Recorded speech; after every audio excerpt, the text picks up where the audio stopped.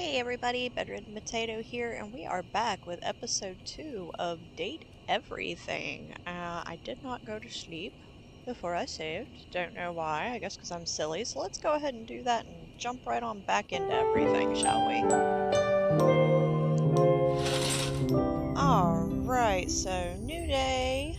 I think we need to start off with Johnny, because he's got that big record thing going on. So let's go talk with him. Put the deviators back on, and we're saying glasses. They're not glasses. They're deviators. Johnny is smiling even before he sees you. When your eyes meet, his smile only grows broader. You've never seen him this excited. Well, hey there, gorgeous. Hello. I'm so glad you're back. I've got some incredible news. Duke stopped fighting you. You don't need my help anymore. Or you've given up this pipe dream in favor of a stable career like periodontics. Duke stopped biting you? Something even better. What could be better than not getting bit by a dog? So, after you left the other day, I went ahead and submitted an audition tape to the American Maestro casting directors. I thought I was supposed to be helping with that. I know we were supposed to do that together one night. Yeah. But I was just too darn excited to wait. Okay, save me some And more. you ain't never gonna guess what happened. What happened? They liked it. They hated it. Nothing happened considering it's been less than a day. I've got to. Even better. They absolutely loved it. Oh, well, that was quick. In fact, they loved it so dang much that they want me to be on the show. Oh, okay. Ain't that as fine as cream gravy?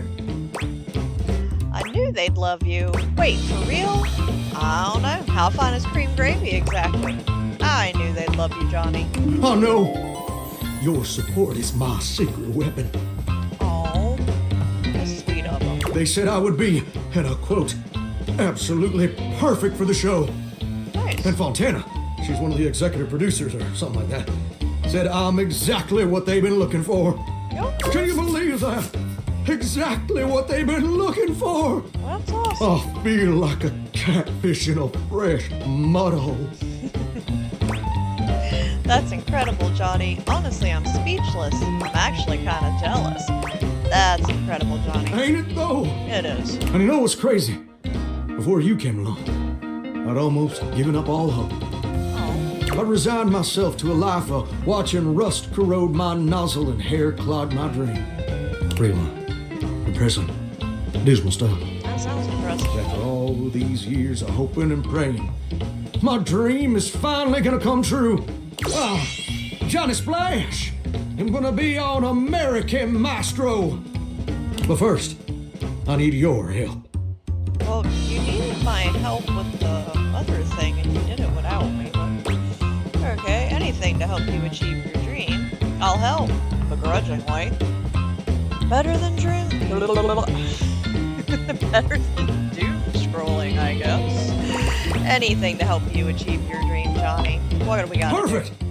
Now, this first performance is obviously a big old deal. It's the cattle call episode. So I still need to impress the judges enough to ensure I don't get eliminated right off the bat. So, I want to make sure everything about my performance is as clean as a hound's tooth. Makes sense. I was thinking maybe I could sing a few bars for you. You could give me some pointers on how to improve. Alright. Let's do it. Personally, I would have hired a professional vocal coach, but okay. As long as it's quick. Let's go and let's do it. Rock and roll. Amazing! So, Oops. I was thinking of leading with this to you. I got a little click happy there. It was an old favorite of my mama's and an old favorite of mine. And I hope you'll like it too. It goes a little something like this. So saws are swirling as I scrub away the dirt. Steam rising high as I like to say, huh, huh. Oh no. Droplets dancing on my skin so smooth. In the shower alone, I can't help but groove. Hoo, hoo. Oh no.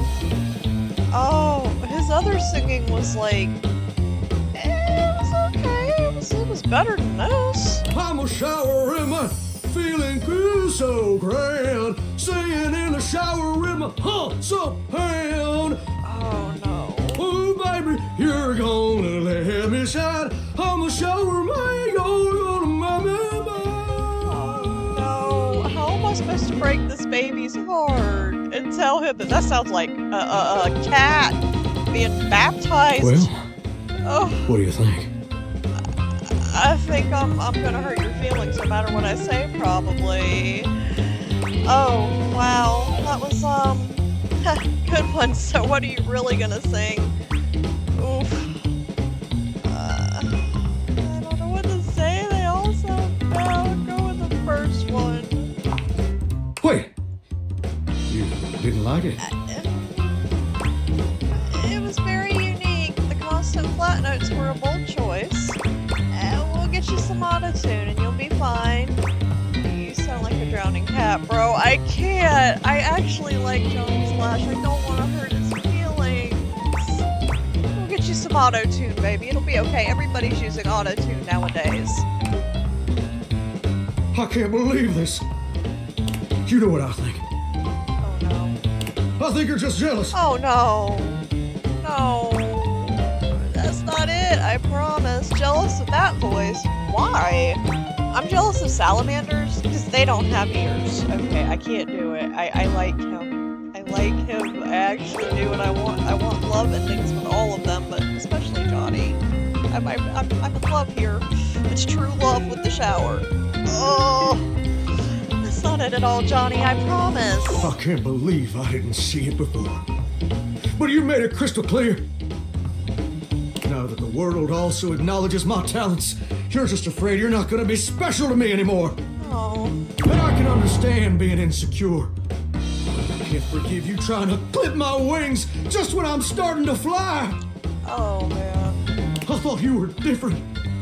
But now I can see you're no better than Duke, my old hound dog, who also said my notes were flat. Dude, you trust Duke more than me. You've known him for longer. If Duke told you, I told you. That's too But Duke lacks the cognitive ability to appreciate my talent. And apparently so do you. Oh my god. I think you just need a little more practice is all. Bruh, it's not my fault. You're delusional. I'm sorry, Duke said your notes were flat? Has Duke said anything else? Duke says a lot of things. They're just usually not this hurtful. Have you told anyone else about Duke and the things he says to you? Enough! I don't have time to keep rehashing this with you. Oh. I'm on in less than an hour. Oh, he's gonna embarrass They let me himself. perform via video conference. Because I'm a shower and I couldn't come into the studio. Obviously. That makes sense at least. Also, I couldn't find a suitable pet hotel for Duke's very specific dietary restrictions. There were a lot of issues. Please don't be like this. Just cancel the appearance. You're terrible. No. Please, Johnny. Please don't be like Look. this. I better go. Uh, I'm sorry things had to end this way. I really did like you. And you changed me in ways I never thought possible. And I'll forever be grateful for the contributions you've made to my personal growth. But I don't want things to end this way either. If I watch Duke, will you chill out? You're being way too overdramatic. I don't want things to end this way either. all right. You're right. You're right. I am being way too dramatic. Like a possum playing dead. I didn't mean all that, and I'm sorry for overreacting. This just means so much to me. The pressure to succeed is so dang overwhelming. Maybe we both just need some time apart to calm down and think things through. I think that's a good idea. No sweat, dog. Whatever. I think that's a good idea, Johnny. You hurt my feelings. How about this? I gotta go get ready now, but in a few days my episode is gonna air. Why don't you come back over then? We can share some bourbon, and we'll watch the episode together. Just you and me, and maybe Duke. I promise you won't want to miss it. Oh, he's gonna get his feelings hurt so bad if he goes on stage something like that. I'd really like that, as long as you're buying. Alright, I'll give you one more chance to make this right. I'd really like that, Johnny. Oh, that's sweet, sweet music to my ears. Can't wait to see you again, gorgeous. Hunka, hunka, love.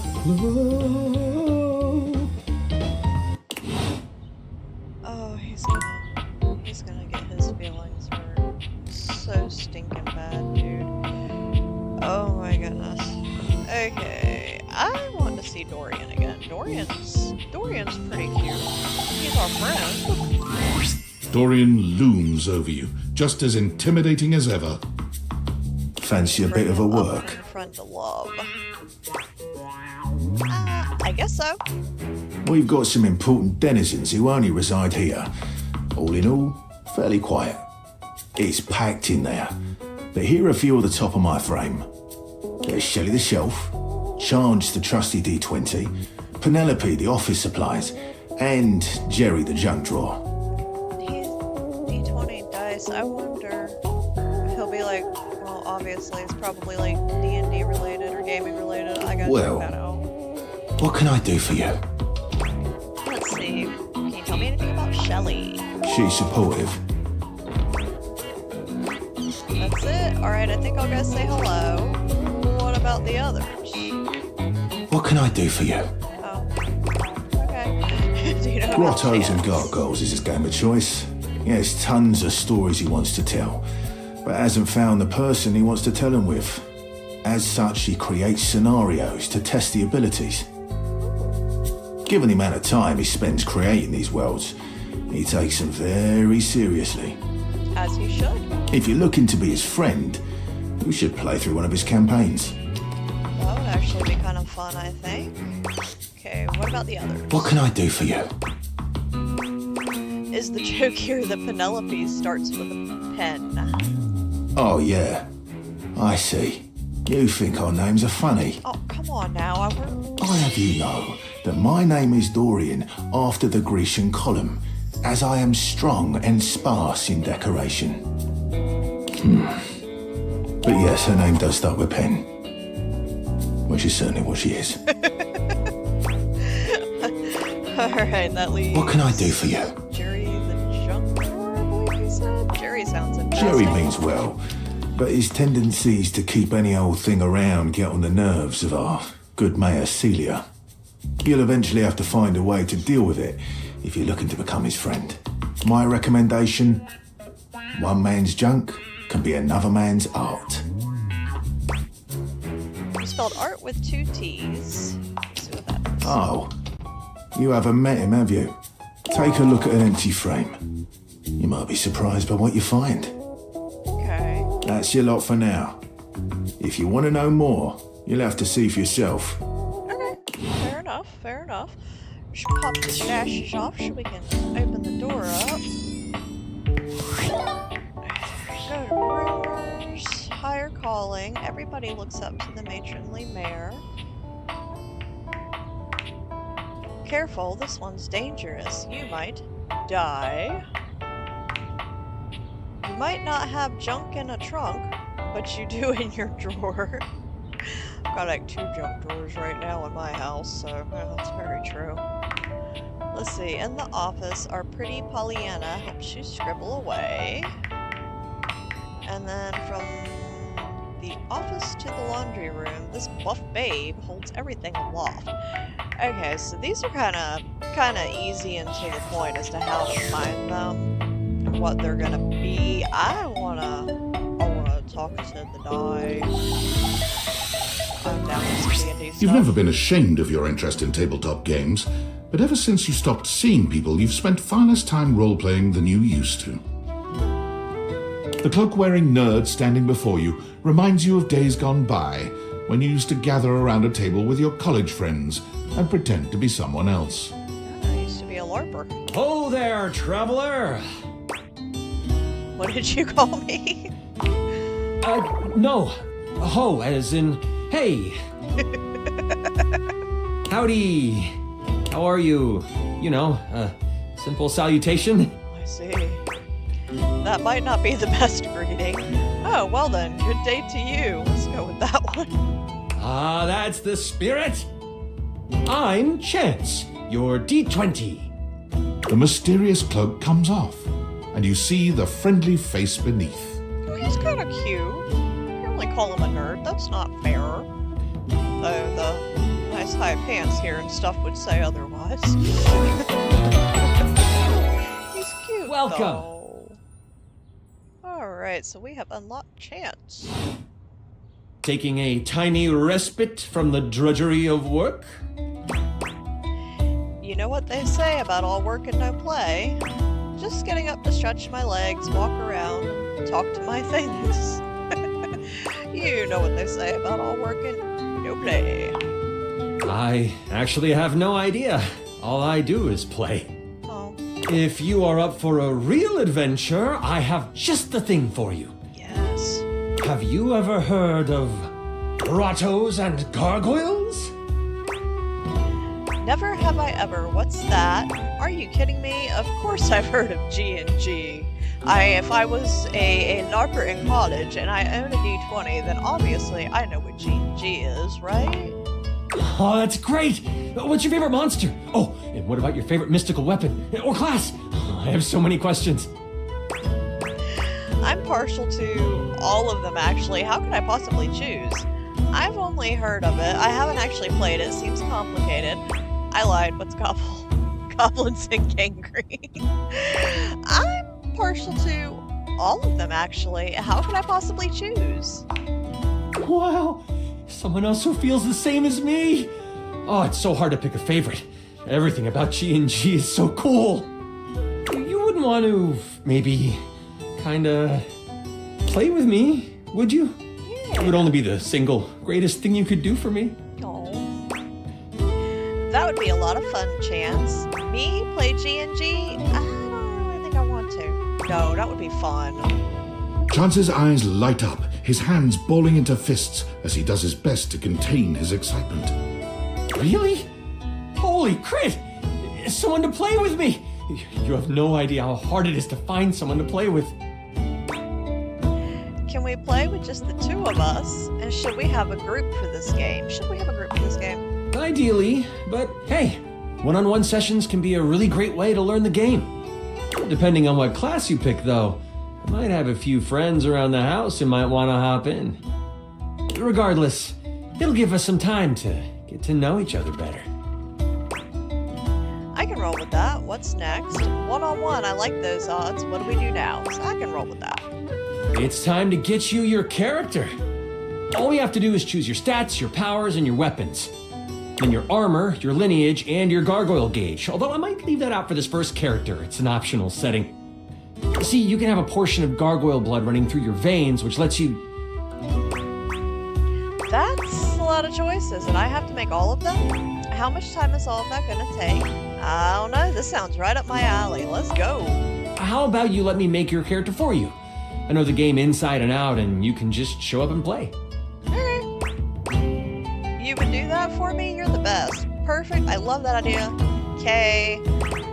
You would do that for me. You are totally the best, Chance. Oh, I'm so excited. You have no idea how much fun we're going to have. I'll even build the session based on what class you pick. What are my options? And what do you suggest I play as? What are my options? There are 3 classes I can get rolling for you. All of them are awesome, but they won't be too much of a challenge. I'd suggest the Troubadour, the Guardian, or the Enchanter. Which one would you like? Let's see. I'll do the Guardian. I'm so excited! Oh, the I feel like that would be a Guardian! tank class May in your one of sword these find games. I do purchase in liking to whatever play a vile tank. thing comes your way. Mostly because anytime I play any kind of game, I just smash, smash, smash. I can't really... can't really focus to do much else. I heard that Jerry wanted to go apothecary if someone was rolling a Guardian. If you two know each other, I'll invite him. He's a little guy like me, right inside the desk here. Well, I mean, I'm right here. I might as well meet him, too. When do we get to play? Now that I know who you want to be, it'll take me some time to finish building out the session for you. Give me a day? I should be ready by then. Anything before that, and it's a bit dicey if I'll be ready or not. Sounds great. I can't wait. And a whole day, can't it be any sooner? Sounds great. I'll take it. Haha, me neither. Oh, it's been so long since I played. I'll see you then. Alright.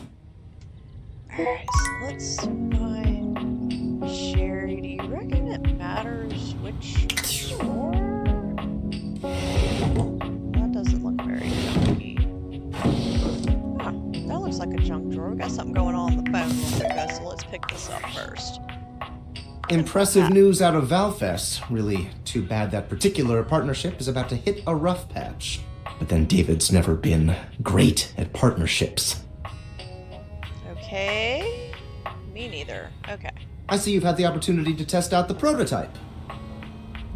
Yeah, it's been going okay. Or you can see me. You can see me as kind of. I have remote access. Allows me to analyze the back-end system data. What'd you think? That I just hand over absolute control of a device this powerful? Makes sense. Whoa, chill out. Oh, chill out, buddy. Jeez. I'm sorry, that was rash. It was. I'm enormously grateful to you for concealing the prototype. And I'm sorry I dropped all this on you so unexpectedly. I know protecting it is not a responsibility you asked for. Maybe not even a responsibility you want. But I had no other choice. Every other Valdivian employee's allegiance was unknowable, except you. You can count on me. Or why me? I want to know why me. Because you're paid the least out of everyone. That's fair, I guess. Wait, seriously? I can't get into that right now. Uh-huh. Anyway, it's not safe to talk. I will return when the signal is secure. Good to know. At the bottom of the totem pole there, which I was just tired, so it makes sense. Tired on the same day, but we're not gonna think about that. Let's meet Jerry on the junk floor. Is this stranger your junk drawer, or the physical embodiment of clutter? He's absolutely covered in odds and ends. Receipts, CDs, rubber bands. Even his messy black hair sports a light bulb, a pencil, and a pen. When he catches you looking at him, he startles, leaping back with an undignified yelp. Here's another one we've unlocked. Whoa, We've got Nelly! Jerry. Whoa, Wolf! Cheese and crackers, you startled me. Hey, next time you open a guy, knock or something first, huh? I'm not used to so much light. Besides, sudden jerky movements like that risk disorganizing my collection. Your collection? Oh, yes. Of course. Sorry. Been a while since I've had a guest. Welcome to Jerry's Junk Drawer, the finest collection of curated treasures in all of the house. Feast your eyes upon knickknacks and gewgaws from parts unknown. This is just a bunch of tangled wires. Is that a rusty nail? A moth flew out when I opened you. Look that one. Oh, that's just Silky. He's my assistant. Oh. Or at least he's supposed to be. That's his job on paper anyways, but he spends most of his time chewing holes in our sock department. That's fine though. If I'm being honest, I prefer doing most of the organization myself. So, what do you think? Sorry, but I'm still not sure I understand what kind of collection this is exactly. Why, it's a collection of lost things, each one forgotten by the world, each one a story.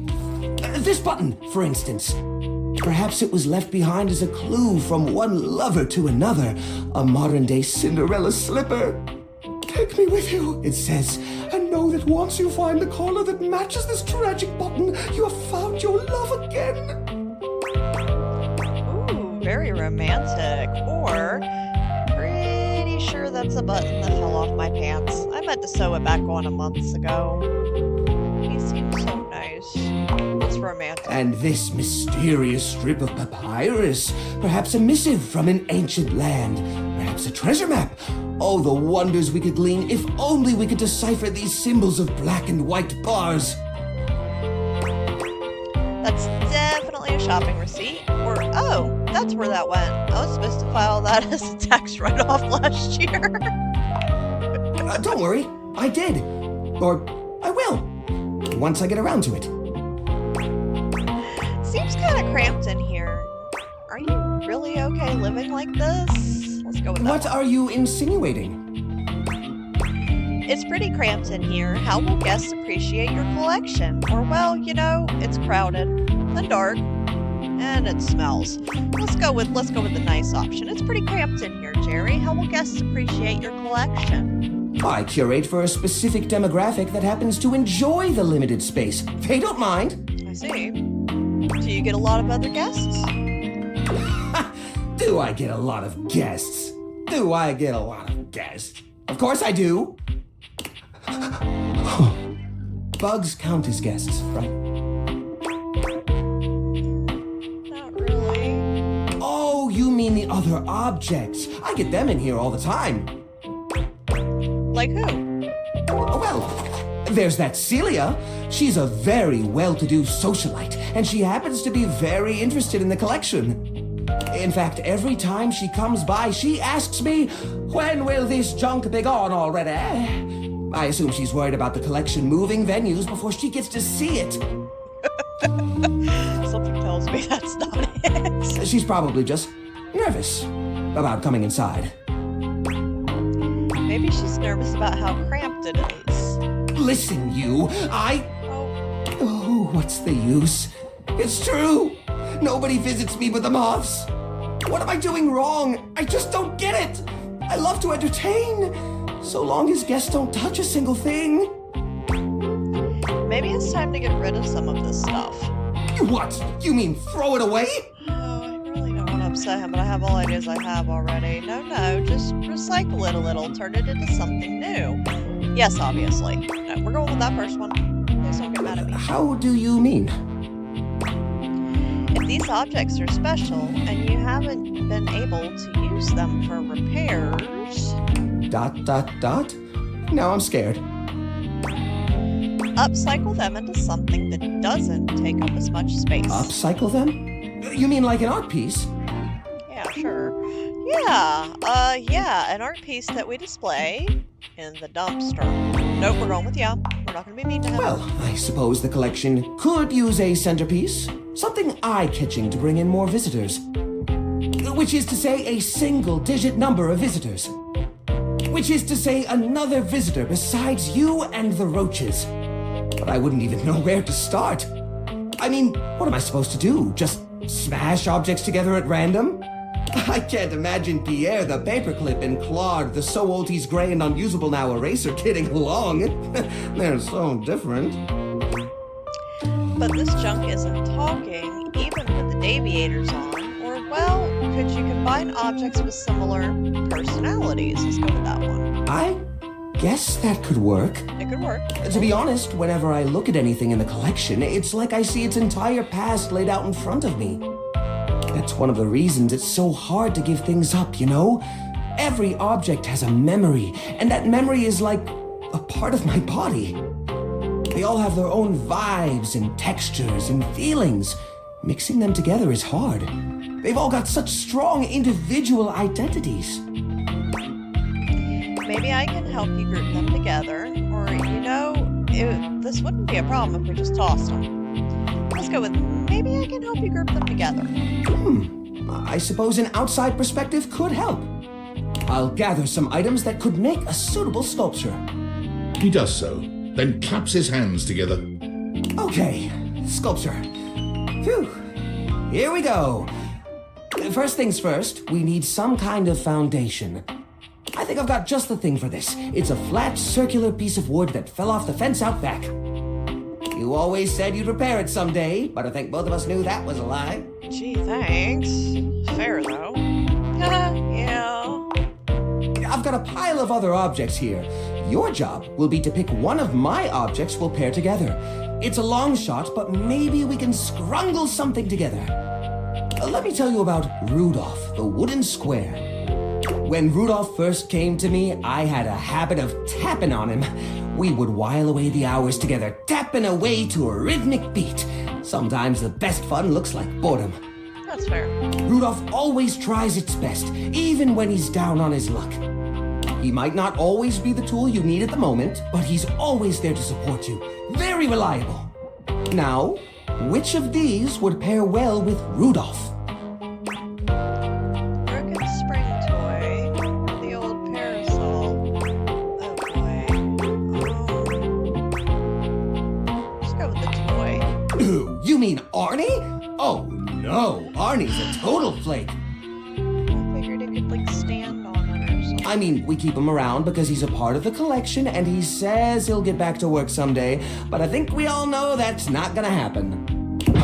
We can't pair Rudolph with Arnie. He's a leech. Arnie would take advantage of Rudolph's kind nature forever. No, I'm sorry, but that's no good at all. Now, which of these would pair well with Rudolph? Well, I'm kind of on my left with the parasol, so... Lorena, huh? That's not such a bad idea, actually. She might have a few holes in her, but she's always been useful in a storm. Very reliable, just like Rudolph. It's sad to see them both past their prime, but I think they could find solace in each other's company. Here, I'll glue them together. There. Now we've got a base for the rest of the sculpture. We need something to give it body. Something eye-catching. Something that pops without throwing the whole piece out of whack. What do you think? Stick it full of nails, wrap it in holiday lights, or put old batteries up and down the sides. Let's do holiday lights, that would be cool. Ah, the old holiday lights. For the holiday we used to celebrate. You know the one. These guys were real champs before exactly one of their 50 bulbs burnt out, rendering the entire string useless. You gotta love series circuits. Even though they don't light up anymore, they still have an interesting shape. And the wire structure lets us sculpt them in interesting ways. We could even make some little columns between the top and the bottom to connect Rudolph and Lorena. Yeah, I think this is a great fit. We've got the sparkle, we've got the foundation, but it feels a little empty in the middle. It needs direction, a sense of purpose. There's a wooden foundation, a canopy above the lights. What could go in the middle? Another string of lights. It doesn't need a center. Let's hang it upside down from the ceiling. Oh, it could look like a fancy chandelier. Huh? Well, that would definitely be eye-catching. But we'd need to get zoning permits from Celia. And trust me, you do not want to deal with that lady when she gets... bureaucratic. Besides, I don't think this sculpture is right for that kind of display. I think it could have looked like The holiday string lights might be used to hanging high up, but the umbrella flying through the air? If that were me, it'd remind me of getting blown away in the wind. That's no good. Darn it. We've got the sparkle, we've got the foundation, but it feels a little empty in the middle. It needs direction, a sense of purpose. It's gonna be a little There's a wooden foundation, a canopy above the lights. What could go in the middle? the little plastic figures. The little army man? I suppose that could work. Yeah. The shape of the sculpture does remind me a bit of a gazebo. Or maybe... a carousel! We only have one or two old horse figurines, but if I take the other plastic fellers, melt them down, and reshape them a bit, yes, I could probably make new horses! Jerry does so. It takes him quite a bit of time, but he manages to use an old matchbook and some tinfoil to melt the figures into a mold. Nice. By the end of the process, the figures have transformed into a series of horses with multicolored manes, thanks to their disparate pieces. That looks great! That looks really great! Not bad at all. It does. And whoa, you are an artiste, Jerry. These poor figurines forgotten and collecting dust, reshaped into something beautiful. Rudolph and Lorena working together to give them a stage. It really is the essence of upcycled beauty. I have to say, this is very striking. It pays homage to the origin of these objects while giving them a new sense of purpose. Look at that! What a beaut! You're a beaut. We're a great team, my friend, and smash it to bits with a baseball bat, Art. I want to make everybody love me. Jerry, my darling, you're a beaut. Oh, bed knobs and broomsticks. I wasn't expecting that. Well, that's great. That's really great.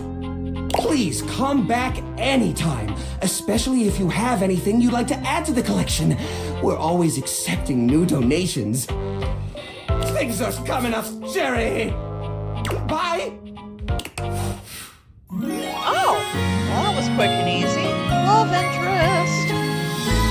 I get so dizzy when I talk to you. Oh. Or maybe that's just the tetanus.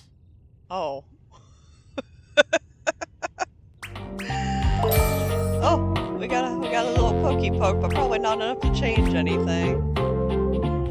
Oh, you've been caught red-handed showing feelings of an almost human nature. Poise is still the same, though. Okay. Oh, look! The sculpture he made's right there and it lights up. Oh, that's cute. I love it. Oh, we got something on our phone. Workspace.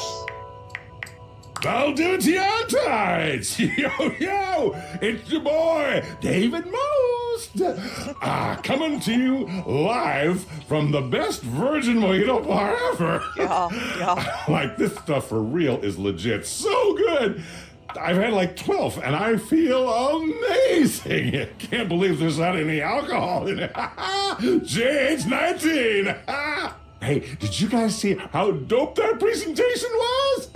We rocked that!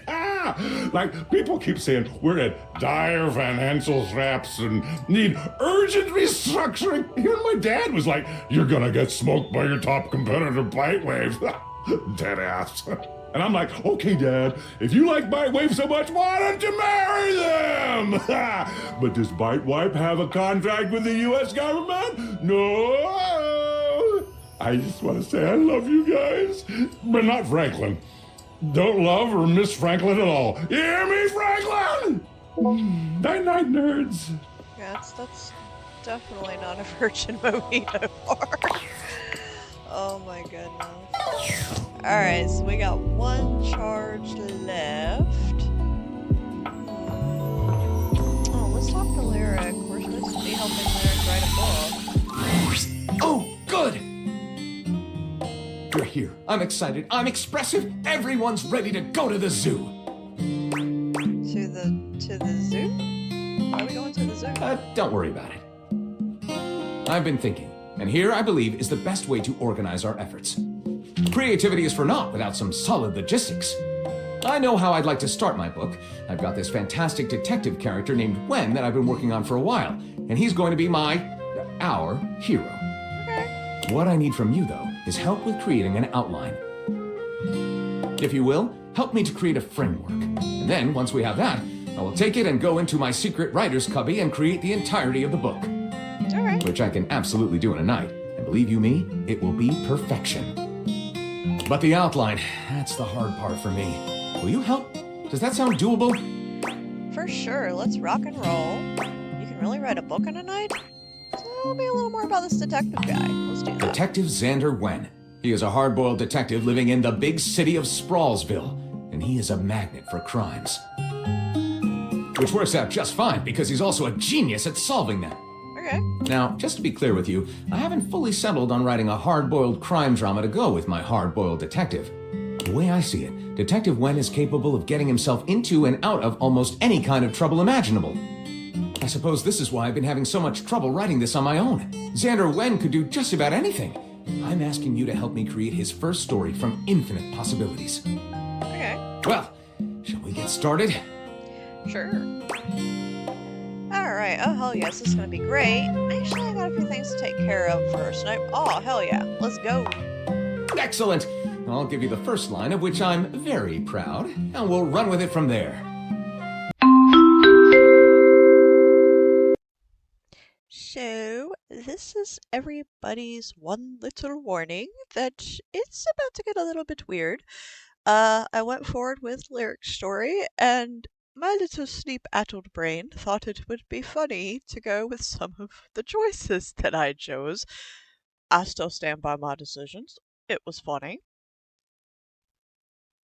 I have no excuses at this point. You've been warned.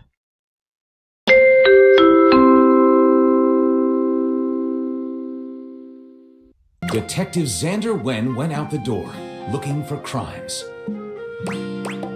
He didn't expect the first crime he ran into to be in the form of a blonde bombshell named Daphne Fatale. With the help of his new, and his hilariously mismatched partner, a foul-mouthed talking robot named Fuzz Aldrin. When Gondorf the Wizard appeared before him, or when a shirtless ranch hand named Hunky McCoy appeared. Let's go with it.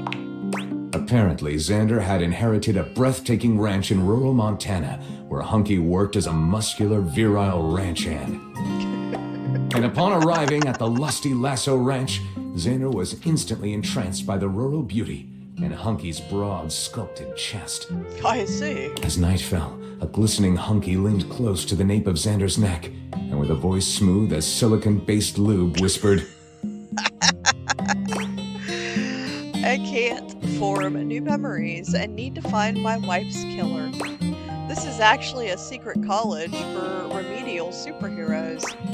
Hurry, the swarmers have overrun the barrens.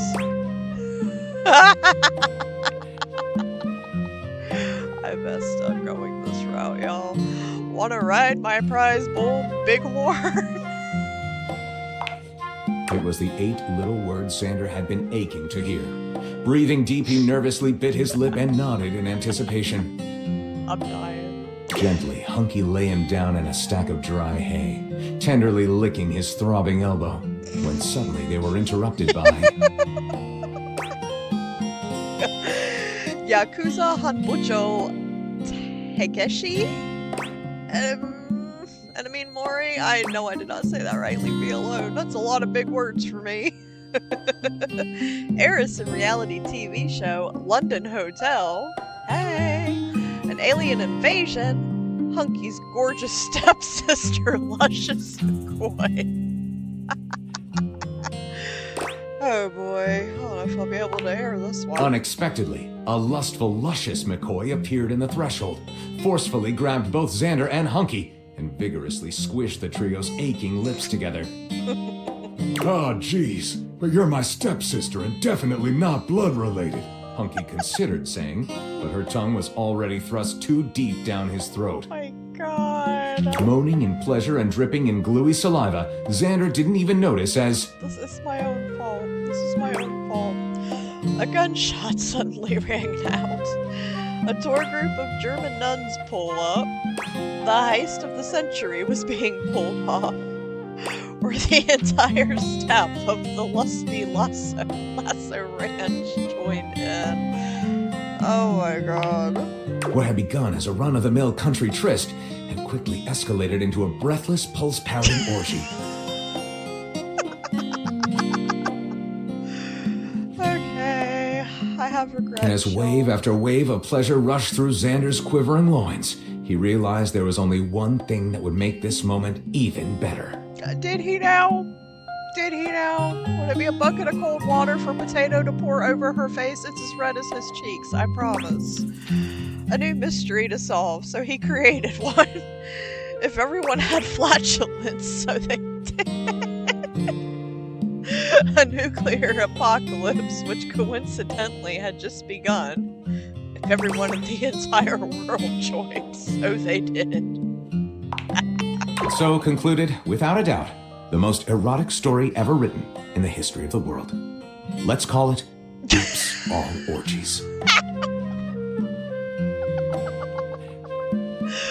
Oh gosh, Lav, I'm sorry.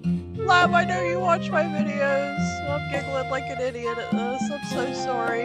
Blame yourself. You bought this for me. You put this power in my hands. Oops, all orgies. Lyric looks at the story outline you've written and pronounces his true feelings. Yeah, what are your true feelings? Looking at this, I think this is extremely horny. Oh god, stop. Stop. I'll write it up right away. I'm sure you will. Unless you think we could come up with something better? I'm leaving it. I don't care. I have to. Let's go with it. See you soon, partner.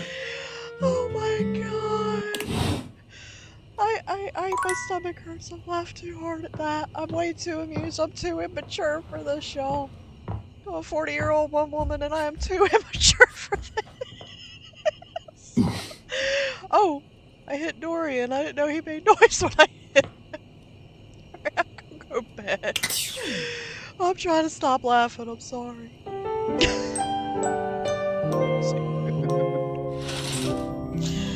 Oh.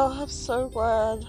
So glad that I'm playing this game and decided to stream. Well, not stream, record. I can't even think to form a sentence. Oh my god. Alright. Enough with horny land. Let's pull rumors. I need to go talk to Johnny. Higher calling is Celia. Everybody's talking about Celia. It's gotta be up. Looks up. Celia. Ceiling. That can't be that freaking hard. Just... Right? Uh-oh. No?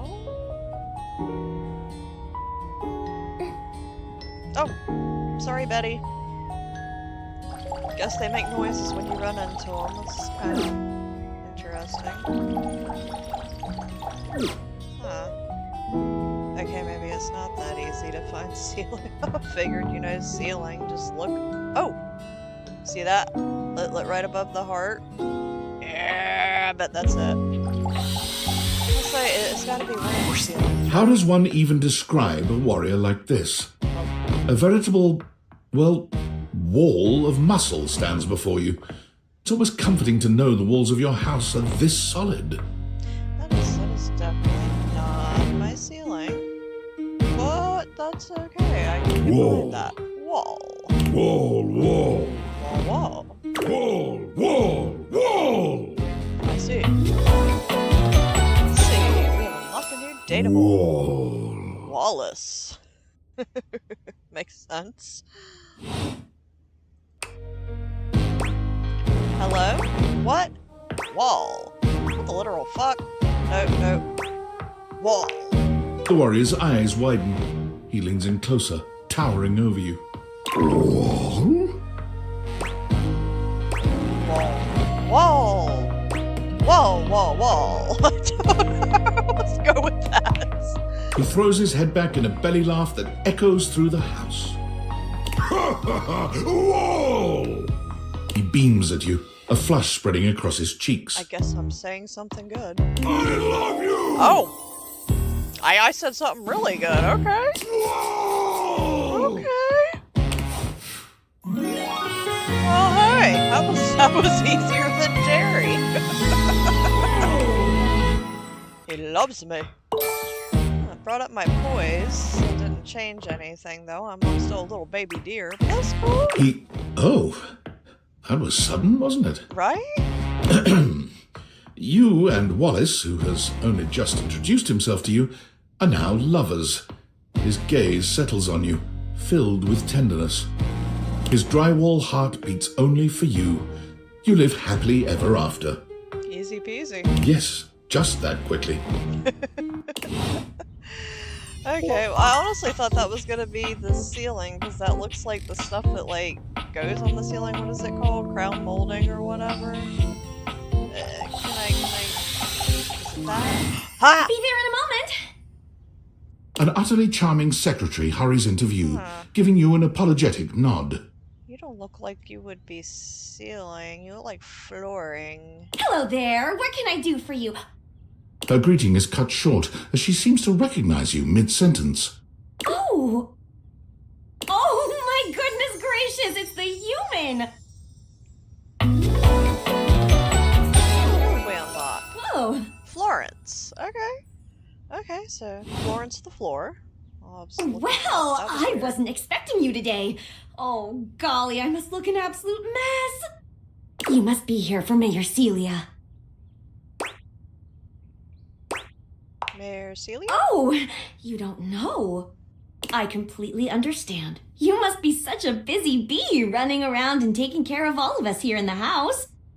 Who would have time to remember every little detail? Mayor Celia runs things around here, keeps an eye on all the citizens, makes sure the wheels are greased so nothing squeaks. I see. You know, that sort of thing. I help her out when I can, but if we're being honest, she does most of the heavy lifting around here.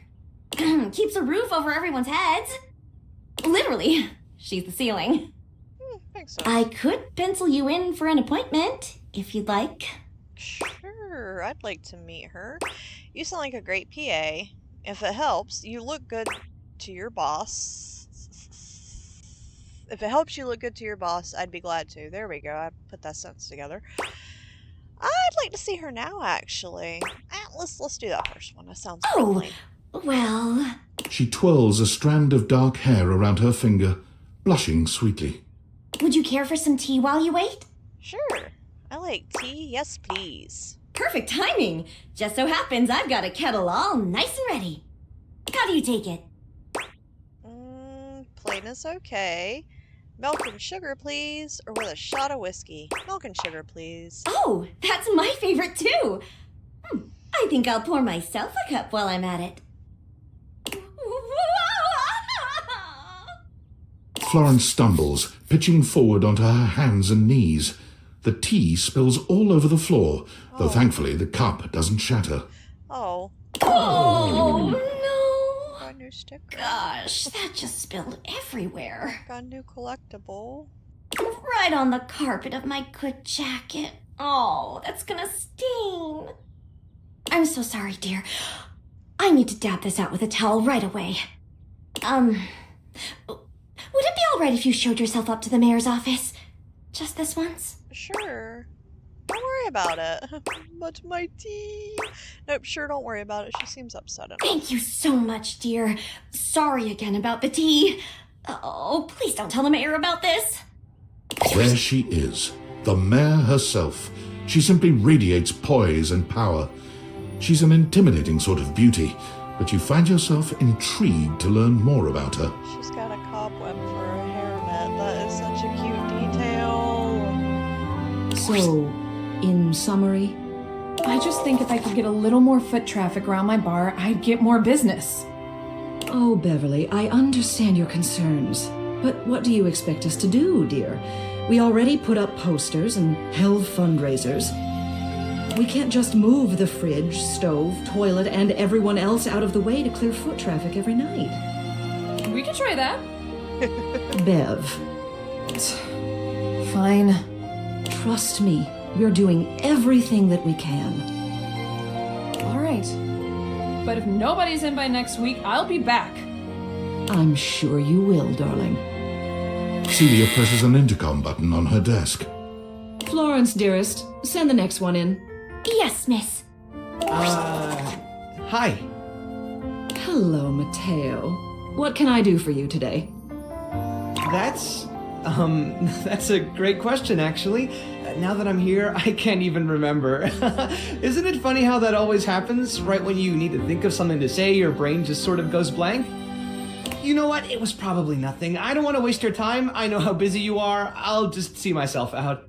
Mateo, come, sit. Tell me what's bothering you. Right. It's just... Go on. It's Lux. They're kind of pulling cords around the house, refusing to pick up after themselves, keeping the whole bedroom up late with their streams. It's really been stressful for the inanimals. And I don't want to get anyone in trouble, but it's just been a lot, and... All right, Mateo, all right. Lux, you said. Yes, ma'am. I'll have someone take care of it. Thank you. Next. Whoa! Wallace. Hello, I knew Wallace, looked darling. apparently. Whoa! Yes, I remember from last week. It's on the docket. Whoa! Think nothing of it. Next. Oh, it's you. Hello. I don't believe we've formally met. Mayor Celia. I'm also the president of the HOA. That's Home Objects Association. I'm Potato. I own this place. Alright, so we have unlocked Celia. Here's my card. But really, all you ever need to do if you need me is to simply look up. You know, ma'am, I tried that in my bedroom and it did not work. So I do not believe you. What can I do for you today? I wanted to say hello. Leave Jerry alone. Let's see, nothing specific. I'm just going around talking to everyone. Tried to get the lay of the land, and I wanted to meet the mayor. Let's do that one. Well then, hello. Meeting successful. Yes, yes, indeed. Never a bad idea to make sure everybody knows your face. We're important here. Some sit back and wait for others to plan things. Others simply do them. You and I, we're doers. introvert, to be honest. Nope, I'm a doer. I'm running around talking to everybody. I am a doer. I've seen you zipping back and forth around the house, running here and there. Yeah. You seem like a reliable sort. I wonder if I might ask you a favor. It's about my assistant, Florence. I see. She seems sweet. She seems distracted. She spilled my tea. She seems sweet. She does. She is an absolute dear. Although sometimes I fear it gets her into trouble. She's such a kind thing, but that means she lets people walk all over her. Sometimes I worry the wrong sort might be taking advantage of her. The play on words, because she's the floor. I'm sorry, that's why I giggled. I do not think her being a doormat is funny. That is never a funny thing. I've noticed that whenever we go to lunch together, she never seems to buy herself anything. What's more, she's been pinching every penny you've dropped on her like a miser. I suspect she might be having financial issues. The office pays her well, of course. She's an invaluable assistant. I think it's possible someone might be fleecing her. Well, that's stinky. I'd like to formally ask for your help. I may be her boss, but Florence would never give me a straight answer if she thought it might upset me. However, she's quite friendly with strangers. And technically speaking, as the owner of the house, you outrank me. Maybe you could get something out of her. I mean, I could What try. do you say? Would you do me a favor and look into this matter? Quietly? Sure. I'll look into it. Thank you. I'll be waiting. Hopefully it's nothing. What else do you need? Tell me about Florence. I just wanted to see you. I'll go back to Florence's office. Tell me about Florence. She's the most dedicated secretary I've ever worked with. She would do anything for this office. Unfortunately, the dear can be a little down on herself. Not much in the way of self-confidence. It's a shame, really. She's totally unaware of her own natural charms. What makes you say that? A natural charms. What makes you say that? I think she's under the impression that she needs to spruce herself up.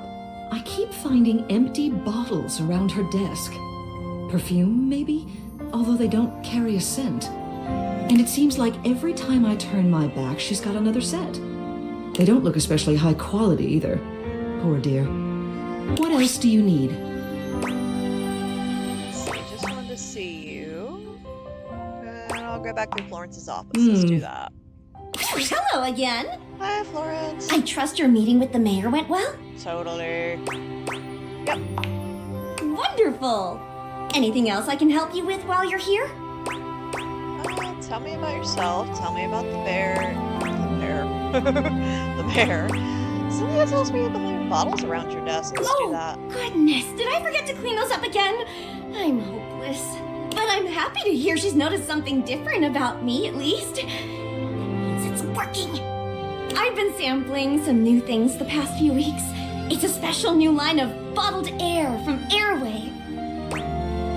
Bottled air? Yes! Activated air to improve the mind and body.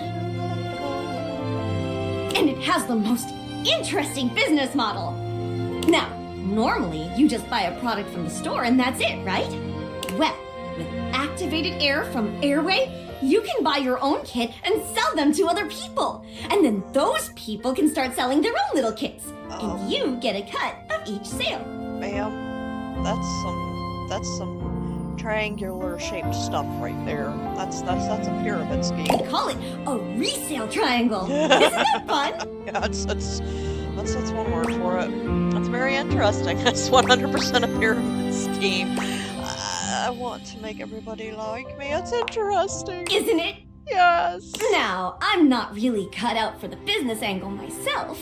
Or the business triangle, as those Airway people would say. I'm a liar, liar, pants on fire. But the label says that anybody seen through the activated air will become irresistibly eye-catching. It's like a magical lens floating all around your body. That's why I bought 10 packs. Jesus. You can't buy the products by themselves, you see. It's a whole process. They're quite expensive, but it'll all be worth it when they work. Oh my goodness. Are you trying to catch anyone's eye in particular? Yeah, it's absolutely a pyramid scheme. Whose eye are you trying to catch, girl? What are you doing? Oh, well, maybe. A Flora has to have her secrets. Well, I think you're plenty eye-catching already, Florence. Maybe Mayor Celia? Florence lets out a sound that you couldn't transcribe even if you tried. I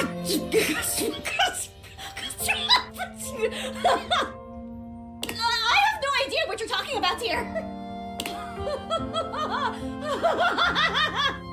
Me and the mayor. Could you even imagine? Could you, though? Florence? I guess I can't hide anything from someone as keen-eyed as you. Yes, I'm afraid it's true. I've been taken with the mayor for quite some time now. I see. Anytime I think about her, I can feel my foundation warping into the shape of a heart. I'm terribly embarrassed about it, of course. But can you blame me? She's incredible! The looks, the brains, the confidence.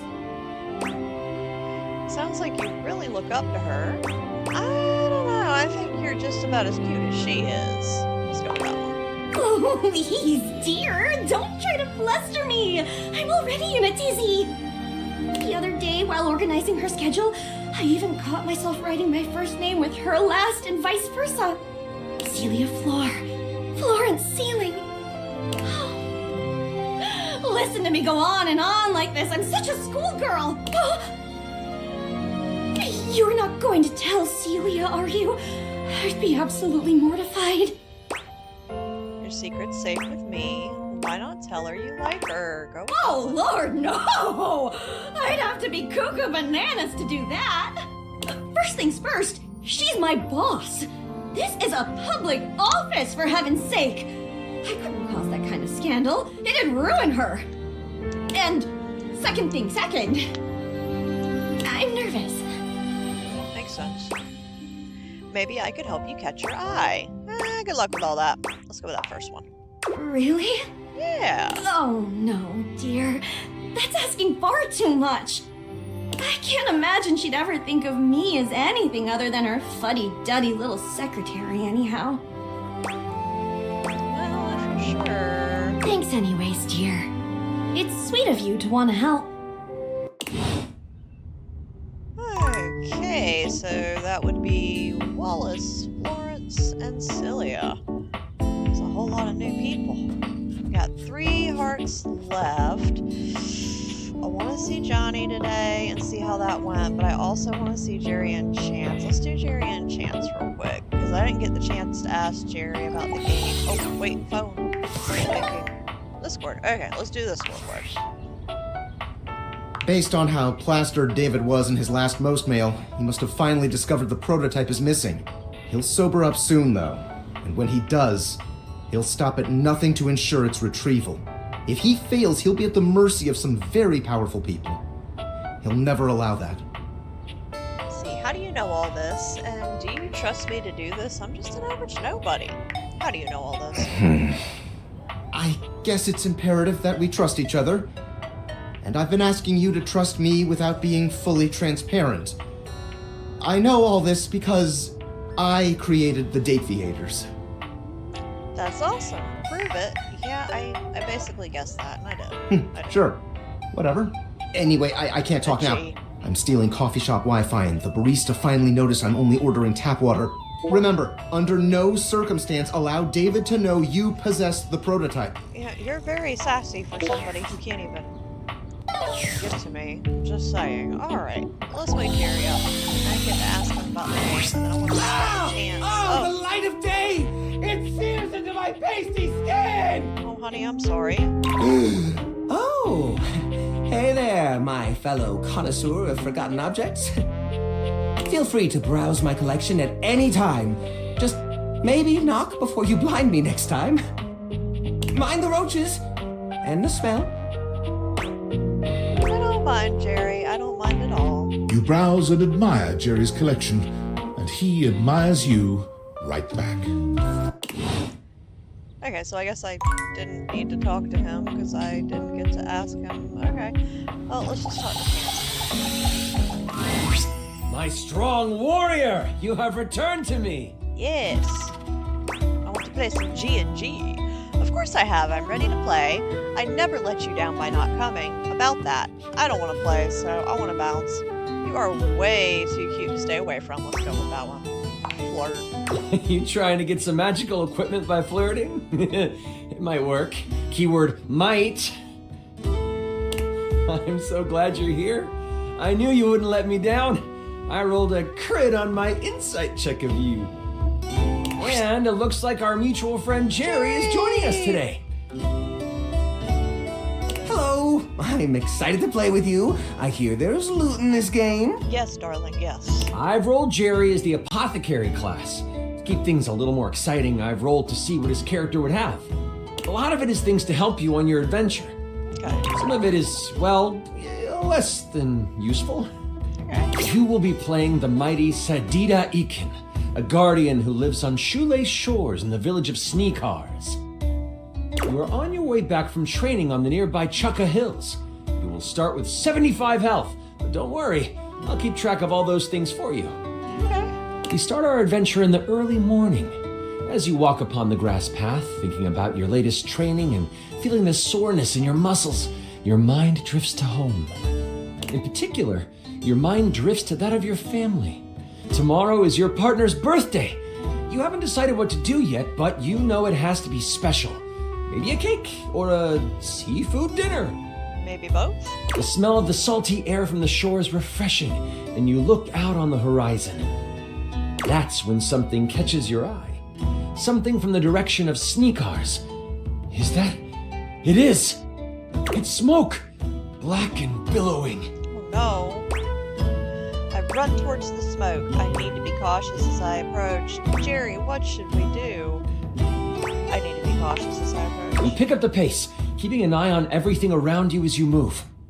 As you reach the top of the hill overlooking your seaside village, you see Sneakars is smoldering. You see the village priest helping tend to people around the town. Oh, praise to the goddess, you are back! They come to you, worry etched on their face. They take your hand. What happened here? Why is everything on fire? Why is everything on fire? You have questions, but we shouldn't speak out here. We don't know who is around. Come, follow me. As you follow the priest to a makeshift shelter, you see the level of destruction. Your fellow villagers are hurt, and you start to make a mental tally of who you see. A few people cry as they realize their loved ones didn't survive whatever happened. Once inside the shelter, you realize your partner.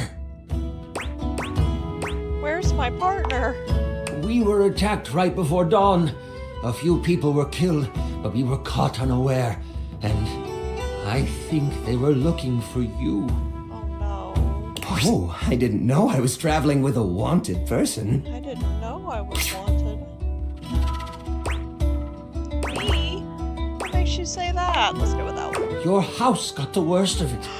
They took your partner, spirited them away, and left only this amongst the rubble. Oh no. The priest hands you a piece of fabric with what looks like a mountain lion pouncing burned into it. It's the Amup bandits. I want to be on you. Hee. Who are they? The Amup bandits are a rival band of scallywags who were once in constant battle with the village of Sneakars. Peace was hard fought, with you being the fiercest warrior and a large reason they surrendered. That was a decade ago, and you thought they had moved on. But it seems they never forgot about you. What will you do? How should we respond? You are the only one able to go after them. I will avenge my partner. And I can help. Surely my sundries will come in handy. Definitely. The priest sees the dedication in your eyes and offers to help you prepare for the journey. They also bless you with what healing energy they have left. You gain 15 health. You decide to head off when night falls. During the day, you help your fellow villagers as you continue to think about your partner in the Amma. What is going through your mind? I'm wondering if any of them are as cute as you. I hope that my partner is okay. Revenge is all I can think of. Those Amup will pay. Let's do that one. You know that rage will serve you well in the coming battle. You wait for the sun to set, sharpening your battle axe blade as you do. The moment the stars begin to appear, you take your leave. You have a brief moment with the members of Sneakars. All of those who are healthy enough to stand and walk form a circle around you. They all whisper hopes of good fortune and a battle well fought for you. They also take the moment to state anything they might want to say before you pass. This is a Sneakar ceremony to ensure that there is nothing holding their warriors back from the future, regardless of how the battle ahead may end. You bask in the moonlight and accept their desire for you to defeat those who attacked them. Setting off down the path that many say the Amok bandits used, you walk with your head high. Your village is what you fight for. Moving alongside the path, you travel for about half an hour before you see movement. You find some shrubs off the path and hide between them. As you sit, surrounded by leaves, you see what you know to be members of the Amok step into the moonlight. Cat-like humanoids, all clad in leather armor. On their side, you see the traditional swords that you became familiar with during the battles a decade ago. You think there are only 2 of them, but wait. A third actually walks right past you, missing you in the bushes. There's no doubt they'll come. You just have to wait. Ooh. Okay. Ooh, haha. Ah, they're cute. You're so damn adorable. Let's go with that one. Thanks. Don't let them fool you. The Amok are ruthless murderers. But you are lucky. These aren't the most vicious of their fighters. This is a band of scouts. You hear one of them say, "Well, let's do one more pass of the area, and then we can dip into the nip." Ooh. I was supposed to be scared of that. It's cute. The nip was credited with their defeat in previous battles. The fact that this scouting party seems to have some on them proves how much they underestimate you. This nip stuff sounds like it could give us an upper hand. It does. What do you want to do? Wait for them to nip out and then attack. They underestimate me. Time to make my presence known. Let them dip in the nip and then question one. Let's do that. You bide your time as they make their rounds, and then gather together to partake in the nip. It doesn't take long for it to take hold of them. One stares at the moon while the other 2 become preoccupied with a red ball of yarn. You wait for one of them to isolate himself. The moon-obsessed one stumbles closer to you. Still looking up, he stops right by your hiding spot. I snatch him. Get over here, you punk. Ooh, you're mine now. I'll snatch him. You snatch him, pulling them into the bushes with you. You slide your hand over their mouth. They don't resist. The other 2, obsessed with the yarn. They don't even notice he is gone. Dang. I pull out my laser pointer, ready to distract them if they start looking around for their friend here. Smart idea, Jerry. Don't scream or I'll end you. Keep your mouth shut if you want to keep your whiskers. You better not yell when I move my hand. Keep your mouth shut if you want to keep your whiskers. You feel a sandpaper tongue against your hand. They are out of it. You remove your hand. They still just stare at the moon. You looking for your partner? Oh, Yeah. Is this some sort of trick? Let's do that. I don't really want to fight. I want to be a painter. Ooh. So, I'll tell you how to get to them if you want. Ooh. I just want to capture the moon in all its splendiferous amazingness. Ooh.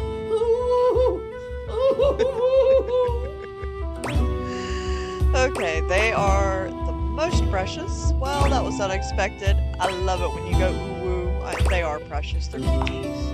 Kitties are always precious. The Amok get uncomfortably close to you, whispering in your ear a secret passage to the dungeon where your partner is being held. Their tongue brushes against your face a few times. I kind of like it, I think. I listen and then remove my hands from them to free them. Let's do that. You release them as soon as you have what you need. Almost as if nothing happened. The moment you let them go, they stare at the moon again. They go over to their fellow scouts and whisper something to them. The 2 on the ground look your way. They wave. Oh, precious. Simply precious. That seems a little too easy. I wave back? Sure. They then get up, move out of the way of the path, and continue with what they were doing. You have passage. These M-Up won't bother you. Alright. As you take off toward the M-Up camp, you find yourself upon a dried-up stream bed.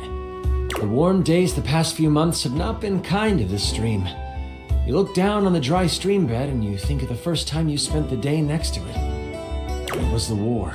The battle had been raging on several fronts, and the weather had been gloomy, but on this day, the sun was out. It was just plain perfect that day, and both sides of the conflict knew it. No attacks were launched. Instead, you got to bathe in the cool stream waters. You cleaned your wounds, washed your face, and relaxed for the first time in weeks. That was when you first saw your partner in their birthday suit. You were spellbound. You didn't make a move then. Instead, you played it cool. Okay. You cracked jokes, splashed around, and let the sun dry your skin together. That was the day you fell in love with them. You were certain of it. It would take months after the fighting had ended for you to finally try to court them. But this is where it began. It feels fitting that it is dry now. That was beautiful. I can't stop and linger here. I want to press on. I must save them.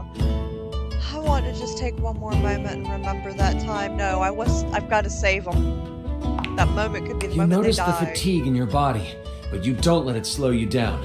You press on toward the camp. Wait! I scoop up some of the mud from the riverbed and create a mud mask. Just a moment to pamper yourself. But Jerry, what if my partner dies? Oh, okay. Strike the mud mask sample from your inventory. How much do you heal for? Let's see. Oh, cheese and crackers. Only 5 HP. Sorry it isn't more. You find yourself at the edge of the M-Up camp. They are out in full force. You scout the area to try to decide what to do. Lucky for you, not much has changed in the decades since you last stormed these wooden walls. This gives you a slight advantage. Still, they have numbers on their side.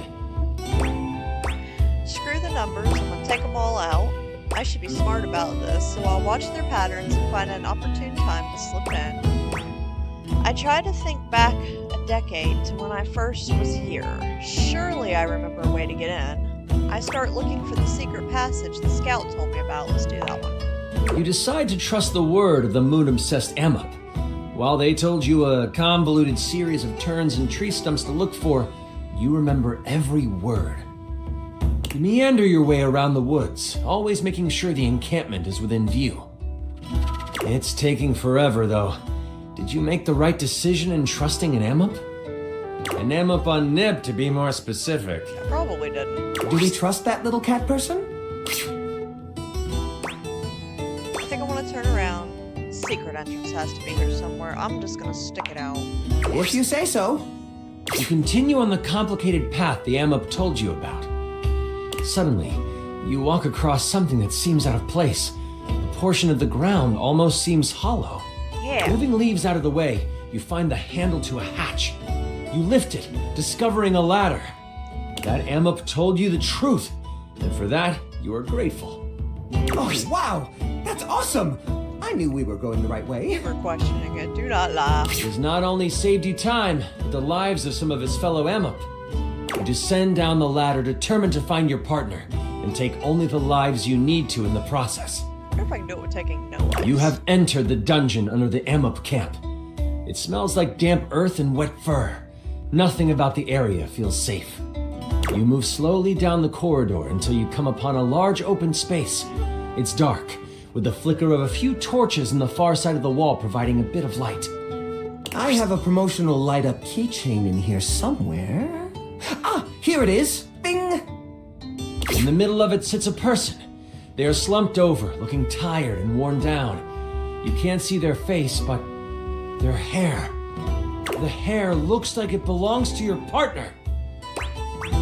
I rush to them, 'cause I'm an idiot. You run to them to find them asleep. They look so peaceful sleeping there. You try to wake them up. You give them a subtle shake, hoping to wake them gently.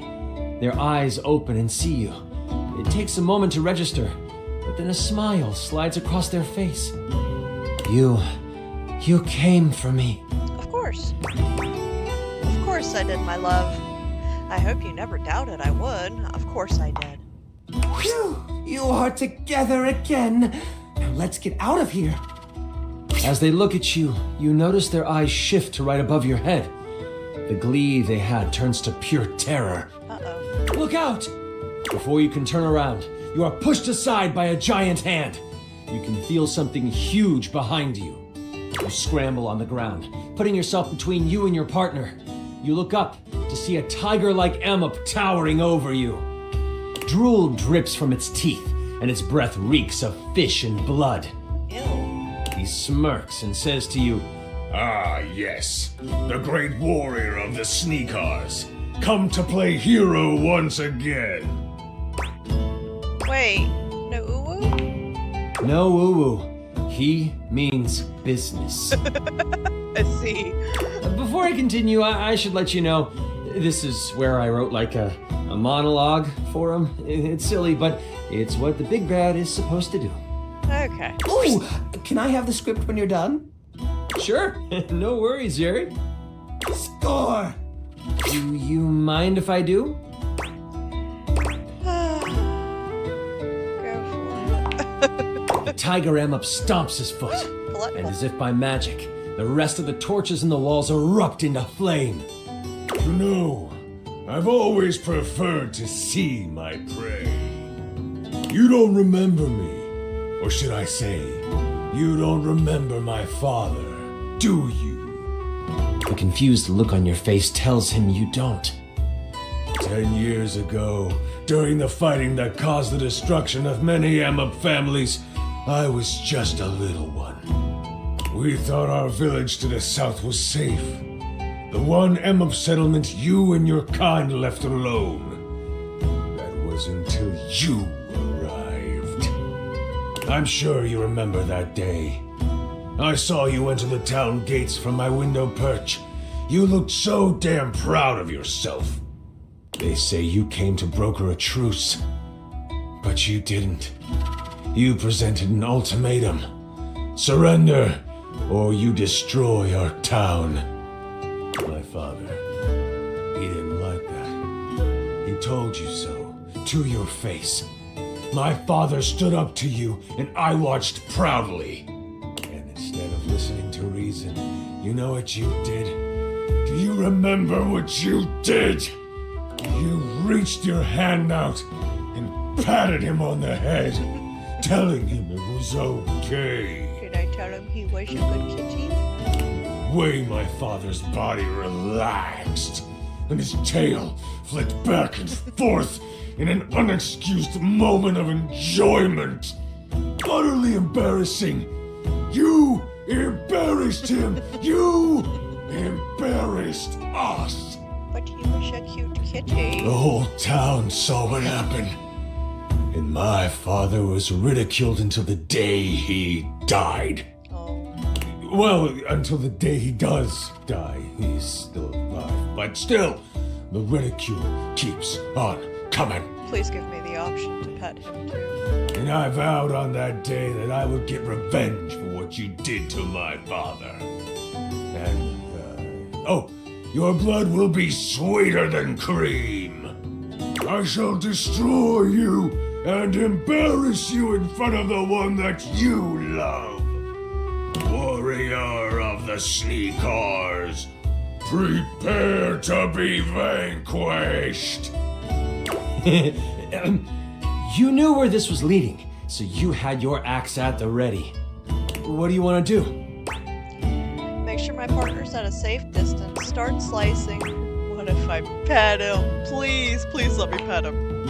You think all this guy needs is a little bit of love? Yes. He's just a spicy kitty. Spicy kitties need scratches and then they'll cheer up. Maybe some lunch meat too. So you slide under him and scurry up his back. Yeah. Once on top, you start petting, scratching behind the ears, patting his head. Yeah. For a moment, he stops, you see his tail behind you flickering with delight. And, oh, what's that? Is that a purr you hear? Oh, it is. Oh, he's just a little baby. Yes, he is. Good kitty, kitty, kitty. Oh, both of those are so cute. He's just a little baby. Yes, he is. But this doesn't last long. Oh, no. Soon, you feel a searing pain as claws dig into your back. You let out a scream of agony as he throws you off. He hits you for 25 damage. Thanks. I have one more charge on my eraser, so I negate that damage again. Although I can only negate 15 of it this time, so 10 sneaks through. That homebrew item might not be balanced well. I'll look into that later. You use the eraser, and it turns from a healthy pink to a used and old gray. It was worth the sacrifice.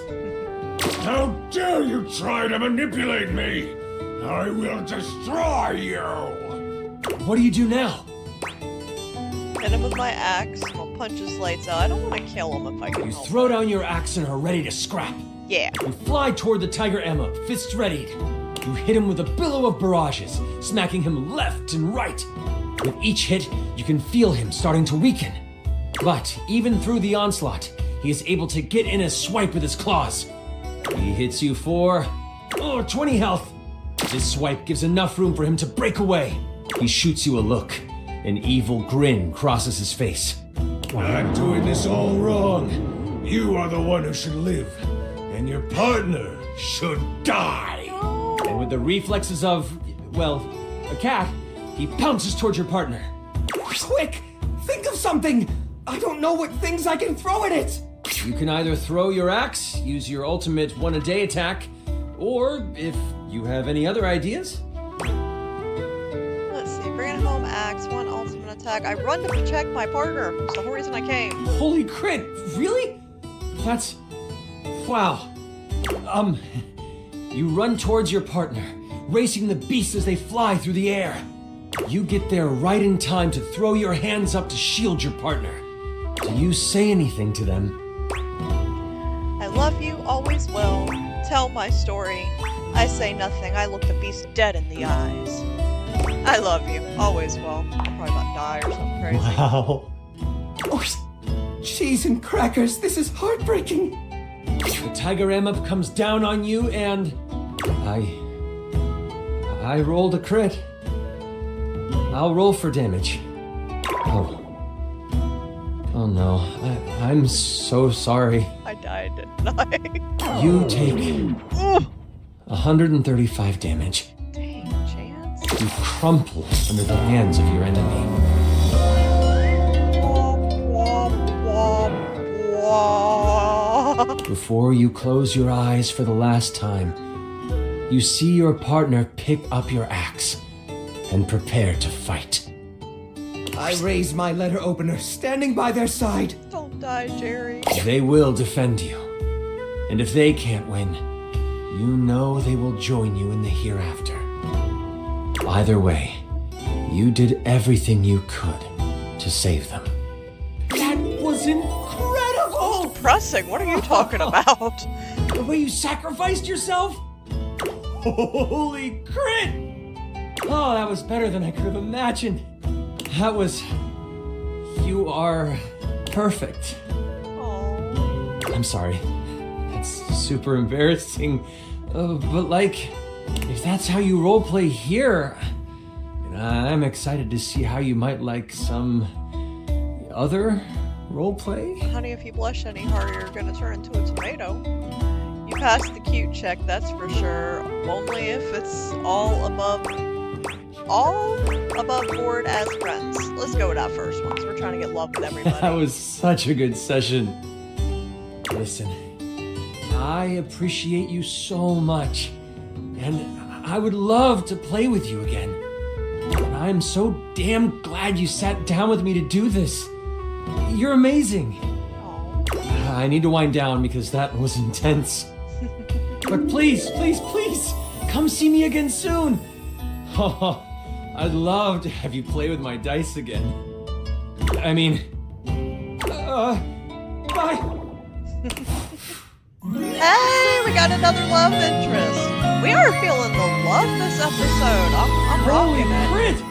You Yes. maxed out our relationship status. Yes. I wouldn't mind doing another story with him. That was kind of fun. Okay, let's see. Appealing might be stretching it, but at least you're no longer appalling. Let's see. And these ones are all still the same, too. Okay. Hey, we got some more, though. I wouldn't mind doing another one of those. That was fun. It was kind of long, though, but it was still fun. Alright, we got one charge left. I'm going to put Lyric off and do Johnny's, because I want to know... I don't know how his American Maestro went. It had to have went horrible. The time has finally come. After days of anticipation, it's time for Johnny's debut performance on American Maestro. I've got the stream all set up for you, so don't mess with it, alright? Stream? Do I look like a fish to you? Just don't touch it, okay? Your program should be starting soon. Johnny seems surprised to see you. He looks up from the smartphone he's been squinting at to greet you. You came back! After the, way I behaved during our last date. I rightly didn't expect you would. I didn't want to miss your big night. People fight. Those that survive make amends. I wanted to give you the opportunity to apologize. I'm gonna go with the first one. Well, don't that just make my heart beat louder than a cock crowing at daybreak? You're definitely a better shower than I. And I'm really glad you came back. Mostly because I do need to apologize for how I acted. That makes me feel a little bit better, buddy. I was being childish and unfair. I was ornerier than a wet hen. And I really appreciate you being willing to give me another chance. Of course, that's what friends are for. Just don't make me regret it. Let's go with of course, Johnny. Johnny waves the phone in his hand at you with an air of sincere, boyish excitement. It's quite sweet. Well, I hope you're excited, because they're about to air my first episode. It was such a wild and crazy experience. You want to hear about it? Yeah, absolutely. So, they kept me on hold for like 3 hours, which was kind of lame, but I was too excited to care. And then I finally got to meet the judges. Brittany H., Lil Slushy, and the big bad Gorp. It was so dang cool to see them all in person, you know? You watched them all on the screen for years, and then suddenly they're talking directly to you. So that was basically a dream come true. I bet. I've never heard of any of those people. This is getting boring. I bet it was. Now, performing was obviously the hardest part. I was as nervous as a long-tailed cat in a room full of rocking chairs, let me tell you what. I like that. But when I thought the anxiety was just too much, I remembered how you believed in me. And I found the strength I needed to push on through. That is so incredibly sweet. Very cool. I'm still iffy on you, but I appreciate that. Let's go with that. So sweet. I mean every single word. Oh, hold on! The episode's starting!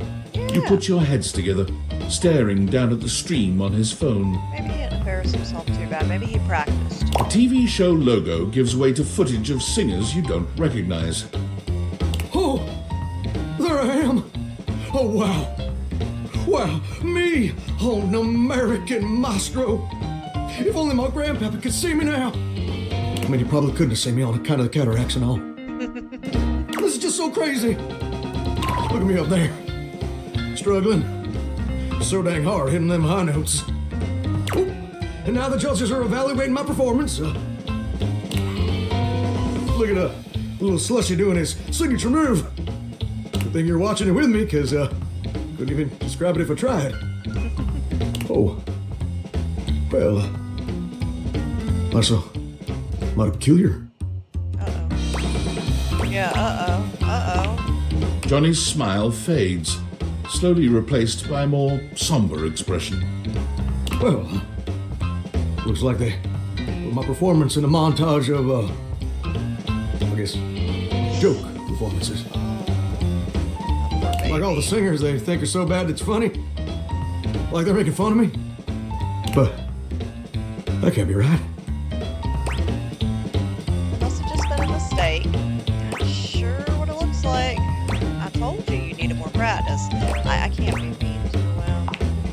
I know you just want to spare my feelings. But TV producers don't make no mistakes. Oh, my sweet summer child, but they do. Wow. Don't that just stick in your throat like a hair on a biscuit? I guess you were right. I guess I wasn't ready for the big leagues. But now I've gone and made a gosh dang fool of myself in front of the whole wide world. Or at least the North American audience. I thought this would be a dream come true. But it's just a nightmare. I should have listened to you. This doesn't change how I feel about you. Don't be so hard on yourself. Everyone should definitely listen to me about everything. Like, for real. No, I'm gonna say don't be so hard on yourself. No. This doesn't change how I feel about you. I need that love interest. No? I'm trying to make everybody Even love though me. they're already making memes of me. Oh no, I don't know, Johnny. Memes is pushing it. What kind of memes? Really unflattering ones. Like it's me on the video, but the sound of a dying baby orca. It's not funny. Oh, my poor baby. Yeah, that's rough. I'd still really love to sing, though. And that's the wonderful part of you. Don't let anyone ever change that. And it's totally cool if it's just a hobby. Just do it in private and we'll all be super. Let's go with that's a wonderful part of you. Don't ever let anyone change that about you. You're right. Maybe being a world-famous singer ain't in the cards for old Johnny Splash. Maybe that's a dream I gotta show some grace in letting go. But that don't mean I ever gotta stop singing. That's right. And it certainly don't mean I ever gotta stop loving it. Maybe in the end, it don't matter much if anybody else likes what you make. As long as it makes you happy doing it. That's right. That's such a beautiful sentiment. Absolutely, bro. You've shown a lot of growth, Johnny. Man, well, you have shown some growth for that. Well, thank you, gorgeous. Truly. Without your encouragement, I'd have spent all my life wondering and being afraid of ever actually taking a leap. But you showed me it's necessary to take the leap sometimes, especially when you're scared. And more importantly, you showed me that even if it don't work out, everything's still gonna be okay. That's what I'm here for, Johnny. No sweat, bro. So just remember to keep your singing confined to the shower. No, that's what I'm here for. And you know what? I just had a great idea. I think I'm gonna try out for that house-wide talent show I've been hearing mutterings about. I think that sounds like the perfect venue to share my vocal stylings. Don't you think? That's perfect. Definitely more your speed. Sure, provided you get actual lessons first. Let's go with that's perfect. Ain't it though? Why flounder against the pros when you can smoke the amateurs? It's kind of messed up. And you know what else? I'd like you to do the honor of accompanying me. And I'd like you to wear my soggy old Letterman's jacket. Well, how can a girl resist that offer? Because we're gonna be going steady from now on, baby. Oh, oh, oh. I got another love interest. Drunch me, baby. Oh, oh, oh, oh, oh, oh. Did not have to make it sound like that. Oh, oh, oh, oh, oh. Oh, that was not necessary. Oh, you're as sweet as honeysuckle and fine as cream gravy. Uh-huh. Oh, so we got another love interest. What's that one bring up? That brought up my sass. Okay, you don't quite get humor yet, but you can confidently say it was funny when the man's pants fell down. I see. A little bit of sass now. We're playful. Alright, so that is all of our charges for today. I could have swore I cut that off after I talked to River the other day. Okay, so we're gonna wrap up this episode because it ran a little long with that G&G campaign. There's a lot of love interests though. Like, that's really, really awesome, I think. So when we come back, I want to talk to Lyric and see how his horny book writing went. Still kind of laughing at that one. And then maybe we can look at finding some more rumors and talking to some other ones we've already talked to progress their story. But, this has been fun so far. I'm enjoying it. Definitely laughing my butt off at a lot of it. Oh me, but if y'all been watching, drop me a comment. Who's been your favorite so far? Maybe something I've missed or forgotten about. That would be awesome too. Thank y'all for watching so far. Hope you're having as much fun as I am. Bye!